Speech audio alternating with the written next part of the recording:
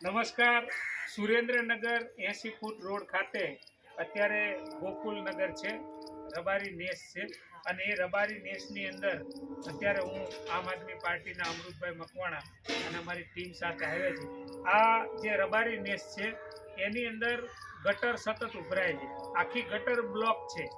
આ લોકોએ સ્થાનિકોએ વારંવાર રજૂઆત કરી અને છતાં પણ આ ગટર જે ઉભરાય છે એનું રિપેરિંગ કામ મહાનગરપાલિકાના એન્જિનિયરો દ્વારા અને ટીમ દ્વારા માત્ર ને માત્ર દેખાવ કરે છે, પણ વાસ્તવિક એનું કોઈ પરિણામ મળતું નથી.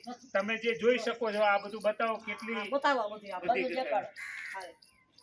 કેટલી વખત કેટલી દાડ હમુ કરી જે આવીને તો અંદર હરિયા નાખી જા પછી આવ્યા નહીં. તમારું નામ?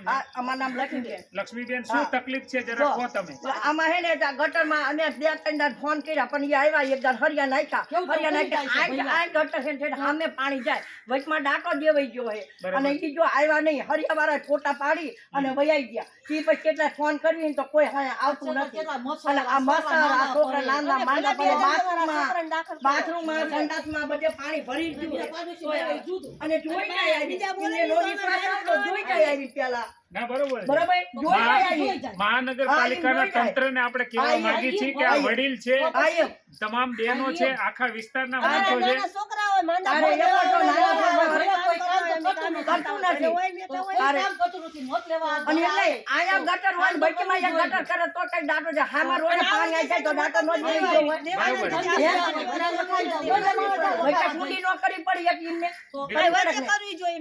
તમે દાદી અત્યાર સુધીમાં કેટલી ફરિયાદો કરી? જો આને ગટરમાં પામાં ગારો કાઢ્યો, ગારો કાઢી યાસીનો આવો યાસીનો બાટલો નાખ્યો, નર પાઇપ નાખી આરિયા પૂજો યાસીનો આખો બાટલો નાખ્યો તો પાણી નથી આવતું. જે બ્લોક થયેલી ગટર હતી એમાં તમે એસિડ નાખીને તમે સાફ કરો અને કર્યા તઈને કરી અમે તોય પાણી નોઈ ગયું. અને આ જે ગટર ઉભરી જાય એટલે તમારા બાથરૂમમાં અને સંડાસમાં બધામાં આ હતા જો અત્યારે ફોટો તે નાખવા મારા બાથરૂમમાં આપણે જોયું ગટરનું ઉભરાતું પાણી આ જે ગટરો બ્લોક થઈ જાય એટલે એ બાથરૂમની અંદર પણ પાણી ભરી જાય. નાવા માટે પેલા બાથરૂમનું પાણી બહાર કાઢીને પછી નાવા જવાનું.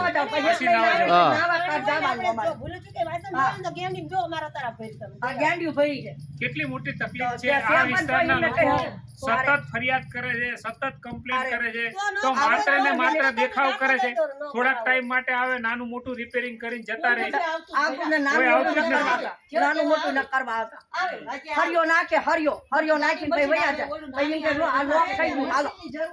જેટિંગ મશીન બોલાવવું પડશે ને હરિયાવાળા આવે એમ કે જેટિંગ બોલાવવું પડશે, જેટિંગ વાળા આવે એમ કે બધી ગટર બ્લોક છે. આ રીતે વાત કરી વયા જાય.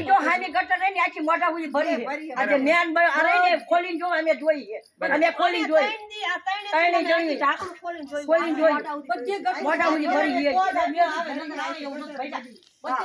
તો મહાનગરપાલિકાના વહીવટી તંત્રને